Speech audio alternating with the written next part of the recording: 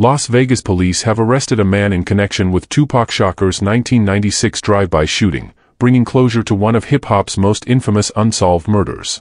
Tupac Shakur attended the Bruce Seldon vs. Mike Tyson boxing match with Marion "Suge" Knight, the head of Death Row Records, at the MGM Grand in Las Vegas, Nevada. Tupac Shakur, an American rapper, was fatally shot on September 7, 1996, in a drive-by shooting in the Las Vegas Valley, Nevada. He was 25 years old. The shooting occurred at 11:15 p.m. when the car carrying Shakur was stopped at a red light at East Flamingo Road and Koval Lane. 4 rounds from a .40 caliber Glock were fired at Tupac Shakur, 2 in the chest, 1 in the arm, and 1 in the thigh. He died 6 days later from his injuries. At around 11 to 11:05 p.m., Tupac Shakur and Knight were halted on Las Vegas Boulevard by officers from the Las Vegas Metropolitan Police Department Bike Patrol for playing the car stereo too loudly and not having car license plates. The plates were found in the trunk of Knight's car. The party was released a few minutes later without being cited. At 11:10 p.m., they were stopped at a red light at the intersection of East Flamingo Road and Koval Lane in front of the Maxim Hotel. A vehicle occupied by 2 women pulled up on their left side. Tupac Shakur, who was talking through the window of his brand-new 1996 BMW 750iL, exchanged words with the 2 women and invited them to go to Club 662. 5 minutes later, a white, 4-door, late-model Cadillac pulled up to Knight's right side. The shooter, seated at the back of the Cadillac, rolled down the window and rapidly fired gunshots from a .40 S&W Glock 22 at Shakur's BMW. Tupac Shakur was hit 4 times, twice in the chest, once in the arm, and once in the thigh. One of the bullets went into Shakur's right lung. Knight was hit in the head by fragmentation. Tupac Shakur's bodyguard, Frank Alexander, stated that when he was about to ride along with Shakur in Knight's car, Shakur asked him to drive Jones's car instead, in case they needed additional vehicles from Club 662 back to their hotel. He also claimed that shortly after the attack, one of the convoy's cars pursued the assailant, but he never heard from the occupants.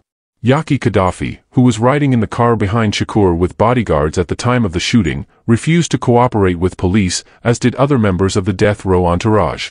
Despite his injuries and a flat tire, Knight was able to drive Shakur and himself a mile from the scene, to Las Vegas Boulevard and Harmon Avenue. The bike patrol pulled them over once more and called paramedics. Gobi Rahimi, a death row music video director who visited Shakur in the hospital, later revealed that a death row marketing employee had informed him that the shooters had called the record label and threatened Shakur. Gobi informed Las Vegas police, who claimed they were understaffed. Shakur was heavily sedated on life support machines, and eventually placed in a medically induced coma after repeatedly trying to get out of bed.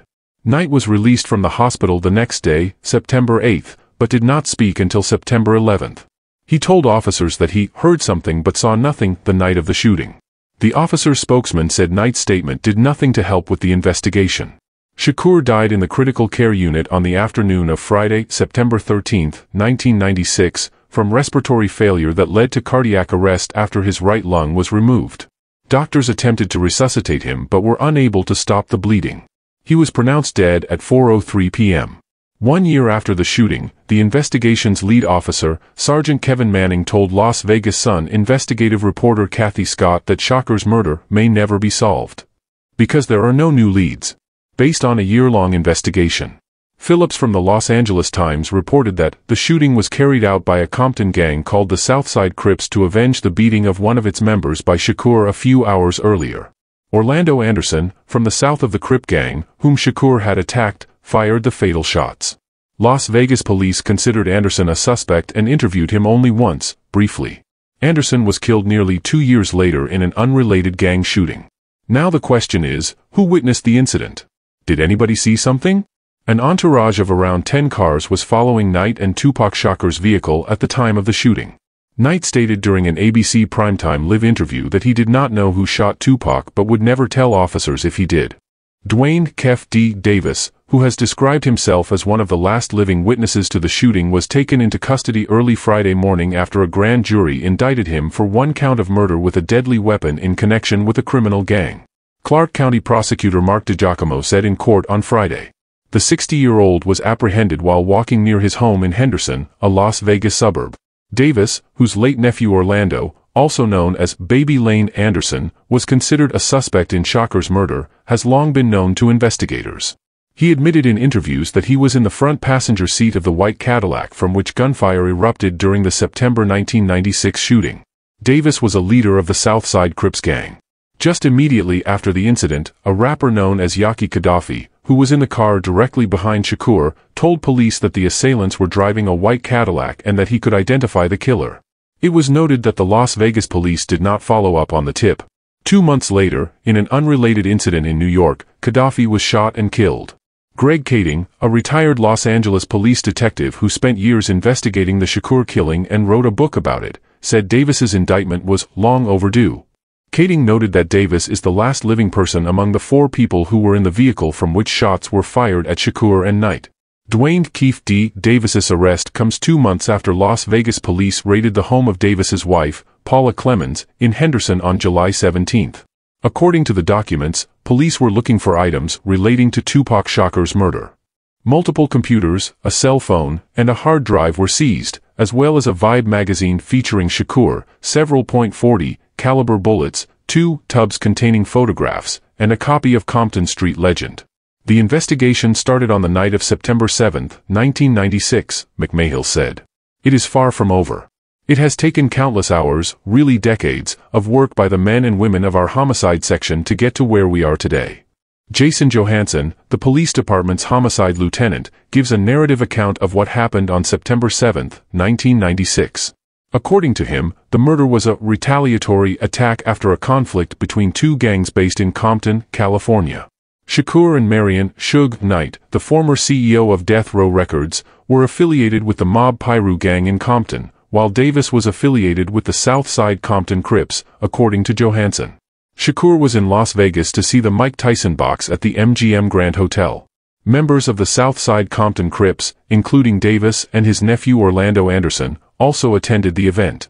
As both groups were leaving the fight, members of Death Row Records spotted Orlando Anderson near an elevator bank inside the MGM, and at that time they began to kick and punch him near that elevator bank, said Johansson, showing hotel surveillance footage of the fight. Shakur and Knight were visible among the men who attacked Anderson. Little did anyone know that it was this incident right here that would ultimately lead to the retaliatory shooting and death of Tupac Shakur, he said. Both groups left the hotel, with Shakur and his crew headed to a post-fight afterparty at a local nightclub. When he found out about the attack on Anderson, Davis began to devise a plan to obtain a firearm and retaliate against Suge Knight and Mr. Shakur, according to Johansson. After he acquired a gun from a close associate, Davis got into a white Cadillac along with Terrence Brown, DeAndre Smith, and Anderson. The group found the black BMW in which Shakur and Knight were riding, began shooting at them through the window, and immediately fled the area, authorities said. Duane Davis was the shot caller for this group of individuals that committed this crime. He orchestrated the plan that was carried out to commit this crime, said Johansson. All the other individuals associated with the crime are dead, he added, including Anderson, who denied his involvement with the murder to CNN before his death in a gang-related shooting in 1998.